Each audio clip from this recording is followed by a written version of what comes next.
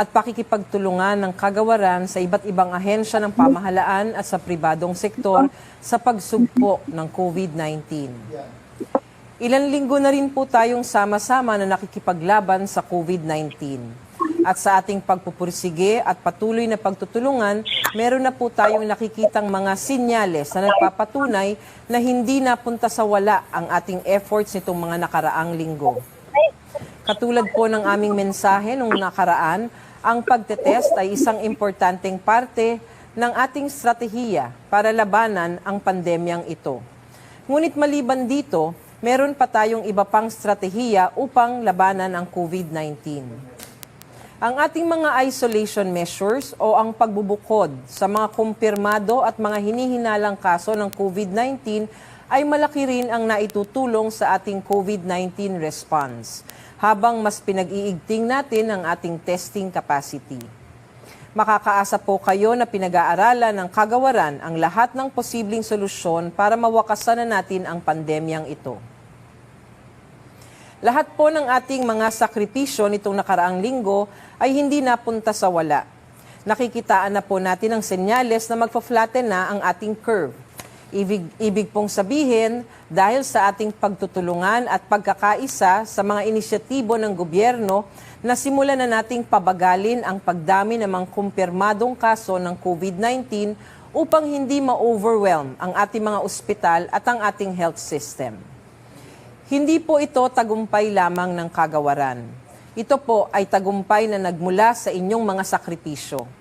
Sa patuloy niyong pananatili sa loob ng inyong mga tahanan at sa pagsunod ng mga personal preventive measures, malaki po ang inyong mga naging ambag sa ating laban kontra COVID-19.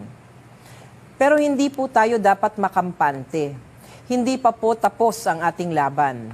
Maliban sa pagpapalakas ng ating national testing capacity, patuloy po nating pagtutuunan ng pansin ang mga quarantine protocols, proper sanitation, physical distancing, paggamit ng PPEs tulad ng mask, at iba pang mga preventive measures. Dalawa ang ating indicator or panukatan para masabing nagpa-flatten na ang curve. Una ay ang doubling time ng mga kaso, at pangalawa ay ang doubling time ng pagkakamatay. Ang doubling time o ang panahon na aabutin para magdoble ang isang numero para sa dalawang indicators na ito ay pareho nating napapahaba na. Kung noon po ay nakikita natin na dumodoble ang mga kaso at ang bilang ng mga namamatay sa loob lamang ng 3 araw, ngayon na nakikita na natin na umaabot na po sa 7 araw bago dumoble ang ating mga numero. Ito po ang katunayan na ang ating mga ginagawa ay epektibo at dapat pa nating ipagpatuloy. Pero uulitin ko po, hindi po dapat tayo maging kampante. Kailangan pa rin nating maging maingat upang hindi masayang ang ating mga pinaghirapan nitong mga nakaraang linggo. We will encounter more uncertainty as the lockdown eases, so we must be prepared to deal with whatever results in the coming week. Mga kababayan, we must remain to be vigilant. Nakita po natin na 319 sa ating mga healthcare workers ay nakarecover na mula sa COVID-19. Ipinapakita nito ang resilience ng ating mga kababayan na pangunahing sumasalo sa epekto ng pandemyang ito. Isa sa mga halimbawa natin ng healthcare worker na nakarecover ay si Nurse JM, patient number 2636. Isang program coordinator sa Center for Health Development, Central Luzon. Ang sabi niya, nung una niyang narinig ang COVID ay nakaramdam siya ng takot. Ngunit ngayong nakasurvive siya, isang blessing para sa kanya ang maranasan ang kabilang panig ng COVID infection. Huwag daw nating hayaan na ang mga pangamba ng nakaraan ay maging hadlang sa kasalukuyan nating gagawin. Nakita rin po natin ang pinakamataas na bilang ng recovery sa isang araw.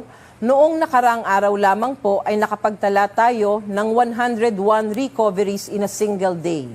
Dahil po sa ganitong mga numero na nakikita natin, mapagtatanto natin na kahit ito ay mapanganib, ang sakit na COVID-19 ay hindi po guaranteed na death sentence. Numbers will show that there is a higher chance that we will heal from this. We will recover from this. Marahil po ay nabalitaan nyo na nasimulan na natin ang pagpa-flatten ng curve. Ngayon po ay makakapanayam natin si Dr. John Wong at si Dr. Annalisa Ong Lim upang mapag-usapan natin ang mga importanteng datos ukol sa resulta ng ating mga ginagawa laban sa COVID-19. Si Dr. Wong po ay isang epidemiologist at Rue Prize winner. Siya din ang presidente ng Epimetrics Incorporation. Siya rin po ay Professor of Ateneo School of Medicine and Public Health at parte po ng Interagency Task Force Sub-Technical Working Group on Data Analytics Expert Group. Siya po ang nag-develop ng Provincial Classification Tool na kasalukuyang ginagamit ng IATF. Si Dr. Ong Lim naman po ay isang Associate Professor ng University of the Philippines, isa pong pediatrician sa UPPGH. Siya ay ang kasalukuyang presidente ng Pediatric Infectious Diseases Society of the Philippines at Chief ng Infection and Tropical Disease sa PGH. Kasama po si Dr. Ana Ong Lim sa ating Technical Advisory Group. Magandang hapon po, Dr. Wong at Dr. Ana. Maraming salamat po sa pagsama sa amin ngayong hapon dito sa ating virtual presser. Good afternoon. Good afternoon, Dr. Wong. Uunahin ko na po ang pakikipanayam natin kay Dr. Wong. Doc, kahapon po tayo ay nagkaroon ng media forum at ibinilita niyo po sa amin that we are seeing indications of flattening the curve. Maaari niyo po bang ibahagi sa atin ngayon, araw na ito pong ating mga slides at pagpapaliwanag para dito sa inyong pinapaliwanag na flattening of the curve? Okay. So, if we look at our first slide, the national level graph. So, this is a graph of doubling time. No? So, as Yusek Rosette has said, doubling time is the number of days it takes for cases to double. So, for example, if you look at the lowest dotted line, that's a 30-day doubling timeline. So that means to go from 10 cases to 20 cases, it takes 30 days.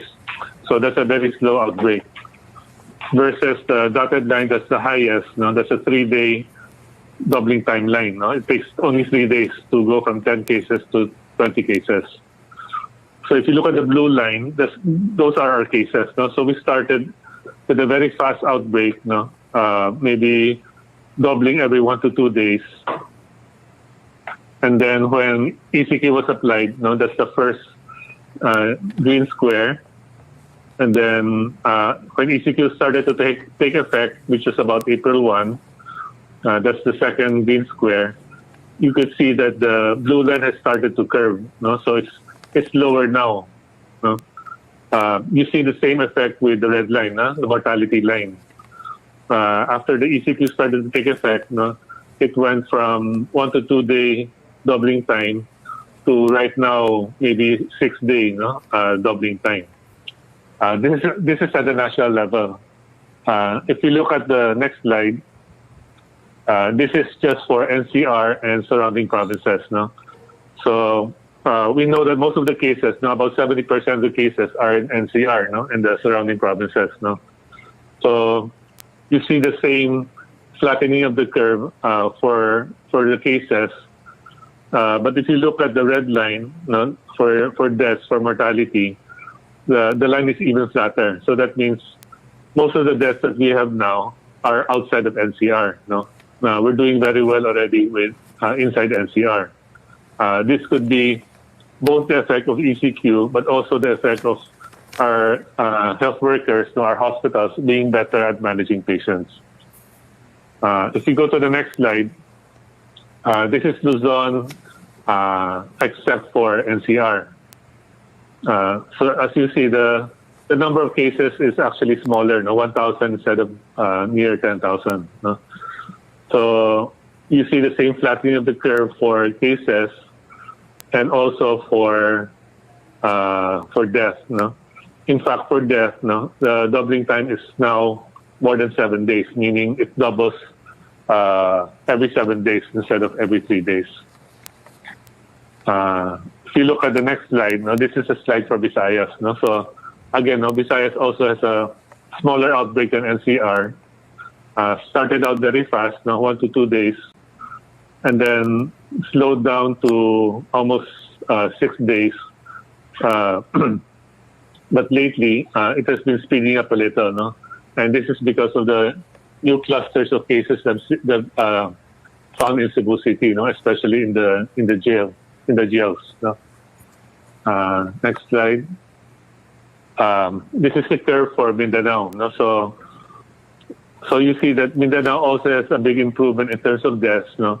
Doubling time is now more than 7, and for cases, it has also leveled off, except that just recently, maybe past 1 or 2 days, there's a slight uptick in cases. No? So DOH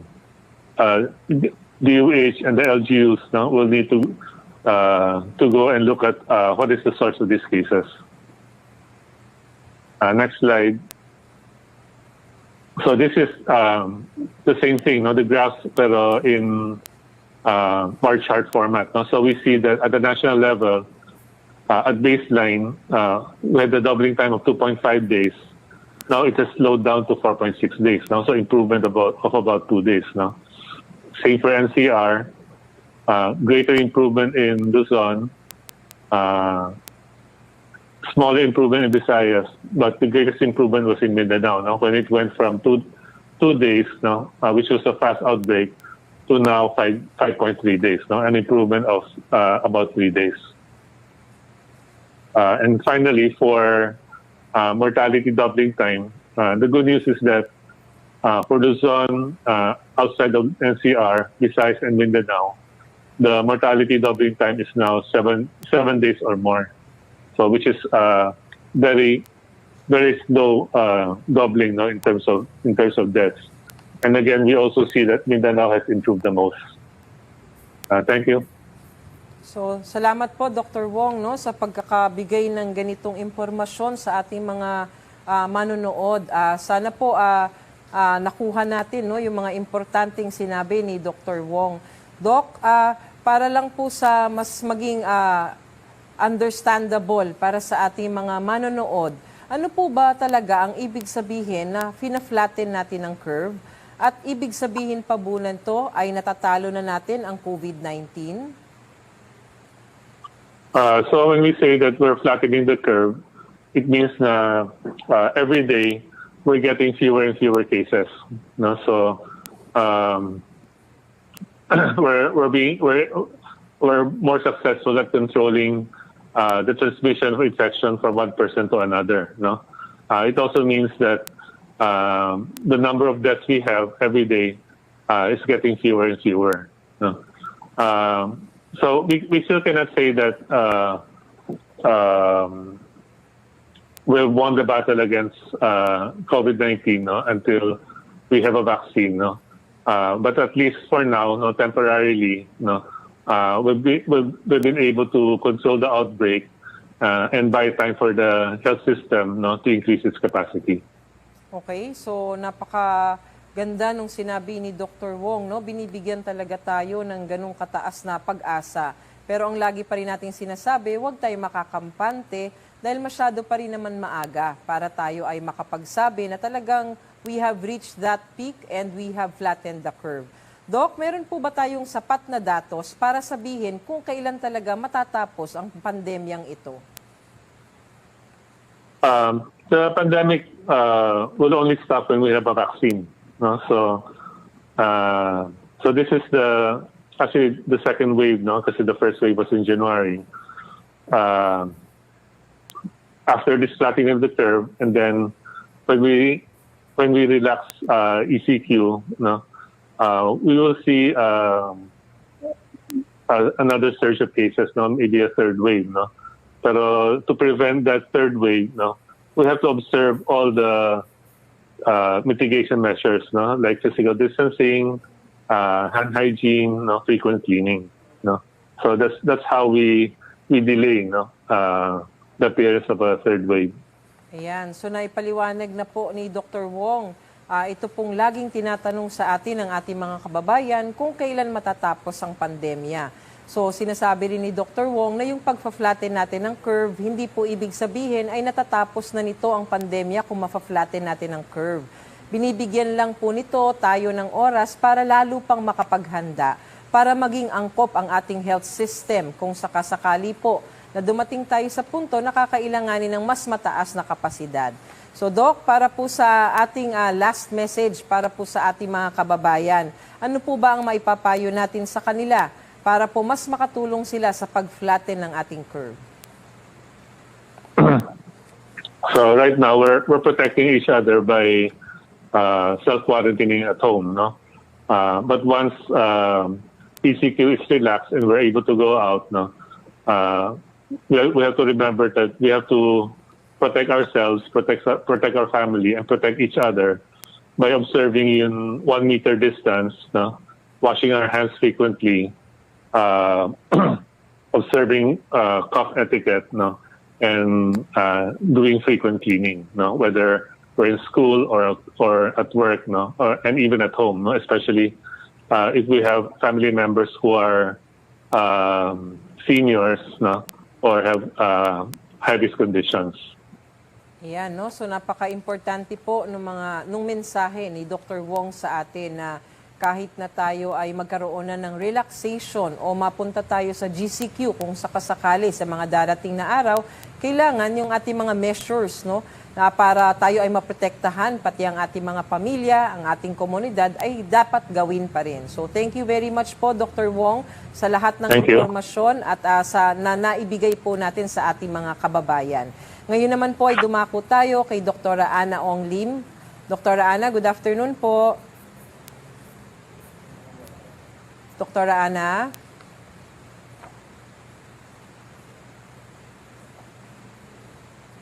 Dr. Ana?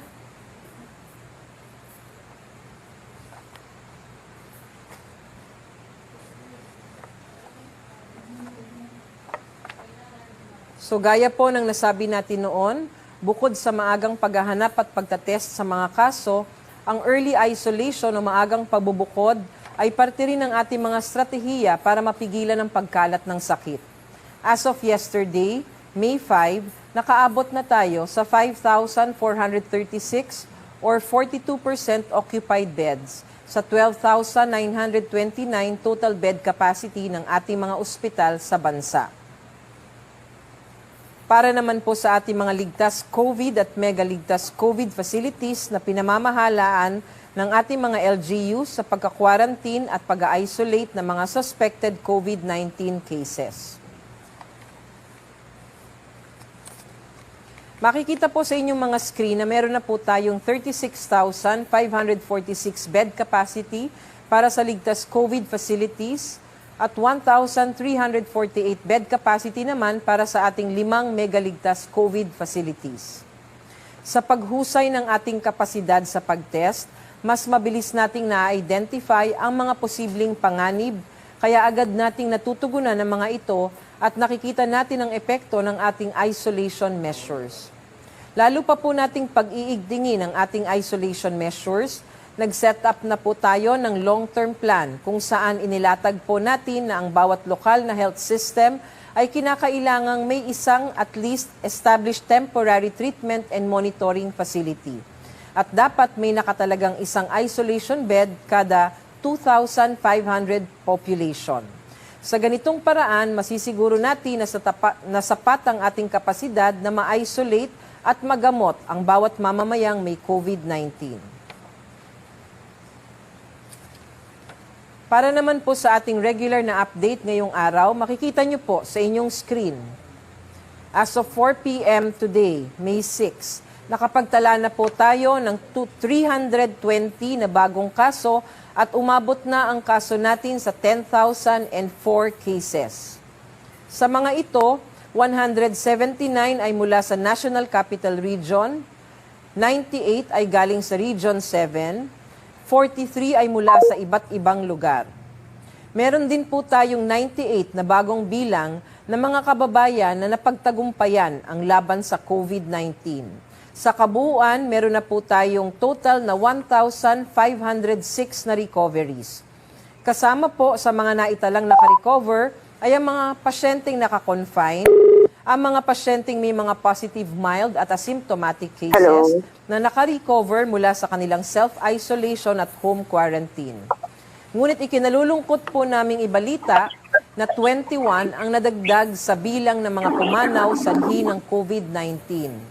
Dahil dito, umabot na po sa 658 ang bilang ng mga nasawi. Ipinapaabot po namin ang aming taus-pusong pakikiramay sa lahat ng mga naulila. Atin pong babalikan ngayon si Dr. Ana Ong Lim para po sa ating pakikipagpanayam sa kanya. Dr. Ana, good afternoon po. Good afternoon, sir. Good afternoon. Maraming salamat po sa inyong pagbibigay paunlak sa aming pag-iimbita sa inyo. Si Dr. Ana po ay kasama namin sa Technical Advisory Group ng Department of Health kung saan sila po ang nagbibigay ng ekspertong rekomendasyon sa Department of Health ukol sa mga bagay-bagay ukol sa COVID-19. Dr. Ana, umpisahan na po natin ang tanungan. Dr. Ana, ano po ba ang kaibahan sa presentasyon kung paano nagpapakita ang COVID-19 sa ating mga kabataan? So, ang COVID-19 sa mga bata, base sa natututunan na natin aling sa published literature, marami dito sa mga batang nahahawaan ng COVID-19 ay very mild ang sintomas. So, maaring ang kanilang nararamdaman ay konting ubo, pwedeng nilalagnat, yung iba po ay sumasakit lang ang lalamunan, o kaya may pangilan-ngilan under 10% na pagtatailang ang nakikita. So base actually dito, makikita natin na napakahirap niyang tukuyin na COVID kumpara dun sa mga karaniwang sakit na nararamdaman ng kahit sinong bata. So yan, no? So sinasabi ni Dr. Ana kung ano po yung mga usual na makikita natin kung sa bata mangyayari po ang COVID. Kaya mga nanay, kailangan lagi tayo pong alerto kapag nagkakaroon ng mga simptomas ang ating mga anak. Atin pong kaagad-agad isang guni, no? Meron po tayo ngayong mga telemedicine para sa ating mga pediatricians din na maaari nyo pong gamitin para inyong maipacheck ang inyong mga anak. Doktora, posible po ba ang tinatawag nating vertical transmission o pagkakahawa ng dinadalang sanggol ng isang buntis sa COVID-19? At posible rin po bang mahawa ang isang sanggol sa COVID-19 dahil sa breastfeeding? So magandang makatanong din yan, Yusek. Kasi alam naman natin, di naman po nauubos ang mga buntis at nanganganak. So, syempre, ilang mga bagong ina, nag-aalala sila kung maaring nahawa ang kanilang mga baby. So, base din sa kaalaman natin from the published literature, parang wala pa yung definite na nagsasabi na ang baby ipinanganganak na may COVID dahil nang nagdadalang tao yung kanyang mami ay may sakit, no?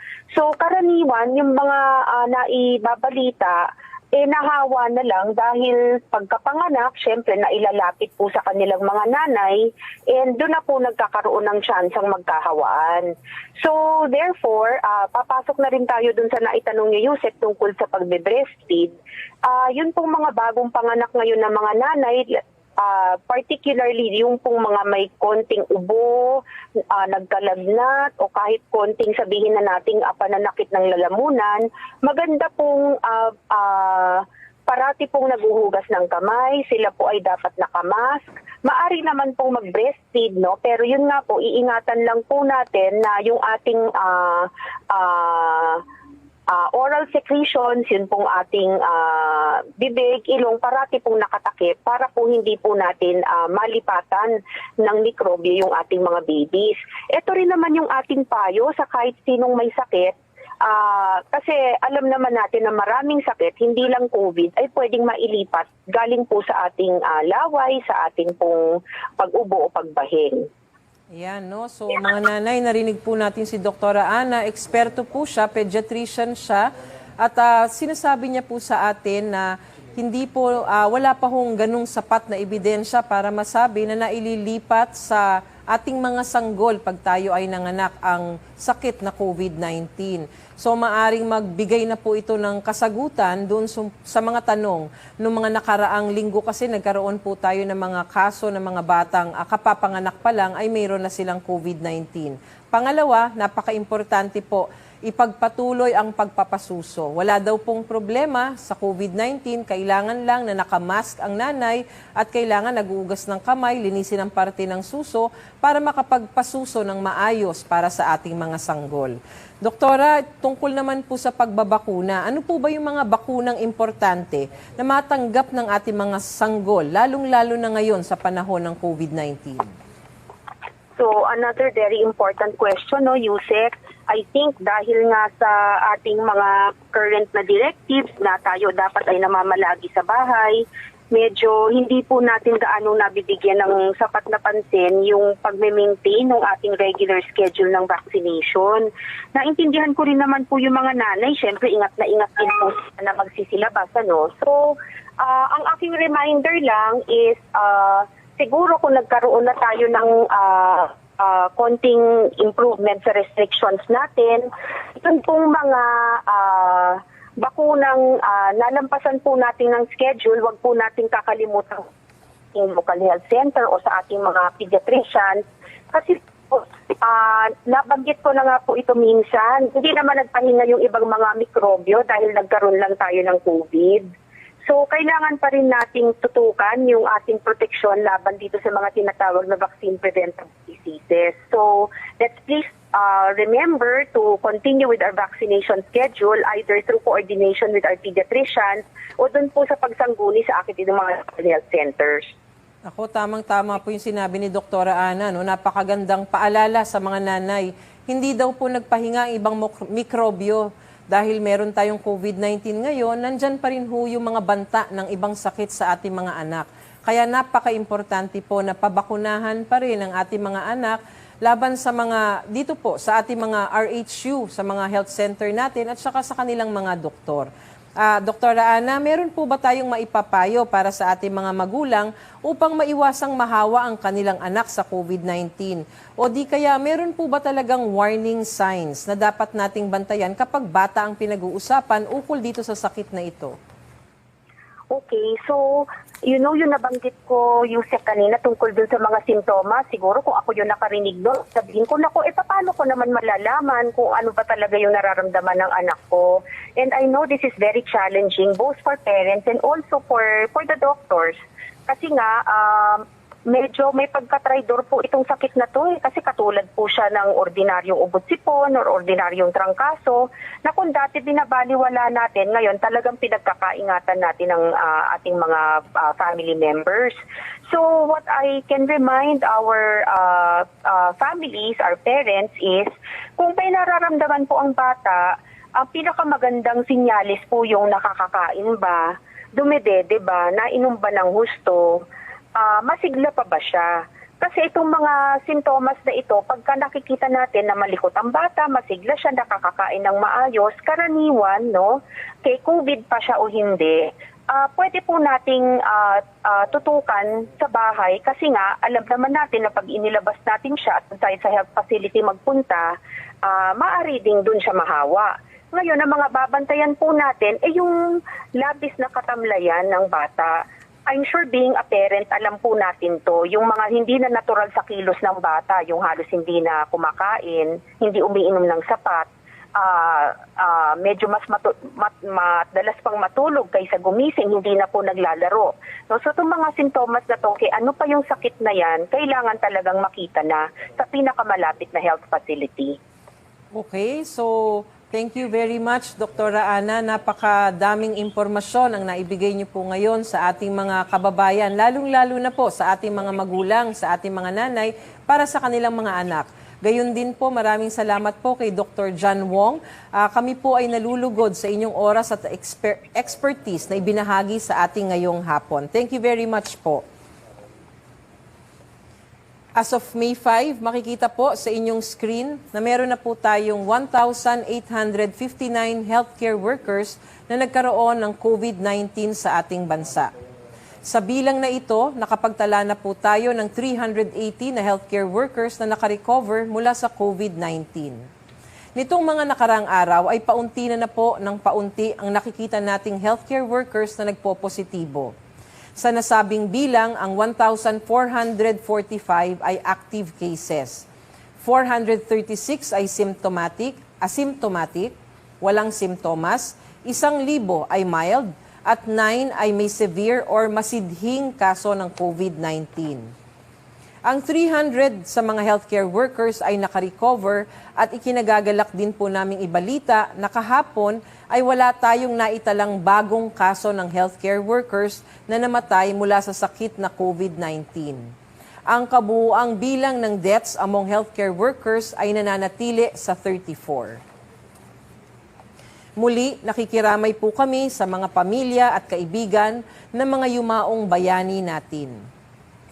To protect our healthcare soldiers, we have implemented a more robust campaign on infection prevention and control measures katulad ng webinars on doffing and donning of PPEs. Dahil dito, makikita niyo po sa susunod na graph ang patuloy na pagbaba ng mga bagong kaso ng COVID-19 sa ating mga healthcare workers magmula April 11. Para na po sa iba't ibang kagamitan at personal protective equipment o PPE na ating patuloy na ipinamimigay sa mga ospital at pasilidad sa bansa, makikita po natin sa ating mga screens ang kabuuang bilang at breakdown ng mga naipamigay natin kahapon. Sa ating testing capacity, sa kasalukuyan meron na po tayong 23 licensed laboratories sa buong bansa. As of yesterday, nakapagsagawa na ang ating laboratorio ng kabuuang 138,248 tests at nakapag-test na ng 124,220 unique individuals. 12,872 or 11% sa mga ito ay positibo, samantalang 111 and 25 o 89% ay negative.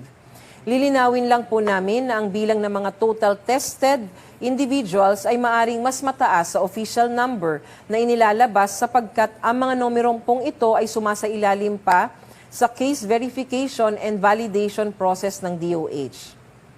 Patuloy po ang ating pakikipagtulungan sa ating mga laboratorio na sumasailalim sa ating laboratory licensing process upang matulungan sila at mapabilis ang pagbibigay sa kanila ng mga lisensya at makadagdag sa ating daily testing output para maabot natin ang ating target of 30,000 tests per day by the end of May. Sa huling talaan nating kahapon, May 5, ang kagawaran ay nakatanggap ng 70 na facility requests para sa emergency hiring ng healthcare workers. Meron naman po tayong 2,980 slots na na-approve na for hiring sa 51 na health facilities. Kasama po dito ang quarantine facilities. Meron po tayong 719 na personnel ang natanggap sa 6 na ospital at quarantine facilities. Nagre-deploy na rin po tayo ng 844 nurses sa ilalim ng Nurses Deployment Program. 195 nurses sa Luzon at 649 sa Visayas at Mindanao sa mga DOH at LGU ospital na may COVID cases. Patuloy pa rin po ang panawagan natin sa ating mga frontliners. Heto po ang mga numero para sa ating priority facilities na bukas para sa ating mga bagong bayaning healthcare workers. Kayo lang po ay makipag-ugnayan sa kanila kung kayo po ay interesadong mag-apply sa ating mga ospital na ito. Sa ating patuloy na pakikipagtulungan sa iba't ibang mga local government units, nais po naming pasalamatan ang lokal na pamahalaan ng Quezon City at Las Piñas na nagbukas ng mga karagdagang testing centers na ayon sa biosafety standards ng WHO. Ang mga local government unit initiatives na ito ay malaking tulong sa detection o paghahanap ng mga kaso na bahagi ng ating overall strategy. Dahil dito, nakikita po natin na basta't sapat ang paghahanda at pagsasanay, Makakapagtayo tayo ng testing center na ligtas at maaasahan kahit sa mga di pangkaraniwang lugar. Nais po din naming bigyan ng pagpupugay ang Quirino Memorial Medical Center dahil napaglingkuran nila ang kanilang ika-1,000 COVID suspect patient at ika-95 na COVID positive case kamakailan lang. Mabuhay po kayo. Ngayon po ay dumako po tayo sa ating media questions. Galing po kay Bons Magsambol ng Rappler. May I ask for updates regarding the quarantine facilities such as PICC, World Trade Center, and the Rizal Memorial Stadium. A report said that Rizal Memorial Stadium would be operational beginning April 6, but we haven't heard any updates on how many patients are currently staying there. The COVID-19 situation reports only stated the bed capacities for each. These quarantine facilities are operational since when, and how many patients are currently staying for each facility? As of May 5, meron po tayong 5 mega temporary treatment and monitoring facilities o yung tinatawag nating mega ligtas COVID facilities. Ang mga ito ay merong bed capacity na 1,348 beds. Ayon po sa ating datos sa kasalukuyan, meron tayong 380 na pasyente sa World Trade Center, 25 sa Las Piñas Rehabilitation Center, 74 sa Quezon Institute, at 91 sa Ultra Stadium. Nagbukas na po sila simula pa po nung nakaraang buwan. Bilang paghahanda sa pagbukas muli ng public transportation, kami po sa Kagawaran ay nagpapaalala na sundin ang health protocols natin upang maiwasan ang pagdagsa ng mga malalalang kaso ng COVID. Hanggat maaari, panatilihin po natin ang 1 meter distance habang nakapila at kapag nasa loob ng mga sasakyan. Laging tandaan ang pagsusuot ng mask habang nagko-commute at iwasan ang matagalang pakikisalamuha sa kapwa pasahero. Nais naman po naming paalalahanan ng mga operators at drivers ng mga public utility na sasakyan na huwag magpapasakay ng mga pasahero na walang suot na face mask. Kasama po sa pag-iingat na huwag mahawaan ng COVID ay ang panatilihing laging nadidisinfect ang inyong mga sasakyan at ang paglalagay ng foot baths. Ang pangkalahatang kaligtasan at kalusugan ay ang pinakamalaking konsiderasyon sa bawat desisyon ng kagawaran ng kalusugan. Kami rin ay sabik katulad nyo na makitang gumagalaw ang ating ekonomiya. Ngunit dahil ang COVID-19 ay isang unseen killer at wala pa po tayong gamot o bakuna laban dito, kinakailangan natin maging alisto at isagawa lagi ang ating mga health protocols. Maaring nagtatransition na po tayo sa new normal, ngunit ganun pa rin ang banta sa kalusugan natin. Maaring mas handa na tayo ngayon, pero kung wala pa rin tayong gamot o bakuna at hindi natin ginagawa ang mga health protocols natin, babalik tayo sa umpisa natin nung laban na ito. That being said, we are better prepared and we are confident that we can implement a response to another outbreak that is safe and effective. Let us be mindful of each other and remember that we are all working together to beat this virus. The way we choose to behave out in public in the coming weeks could save lives. Mabuhay po ang Pilipino na patuloy na lumalaban sa COVID-19. Maraming salamat po sa inyong lahat. Tandaan nyo po, together we can beat COVID-19. Ngayon po ay maaari nyo pong tunghayan ulit ang video na ginawa po ng UNFPA together with DOH para po dito sa domestic violence.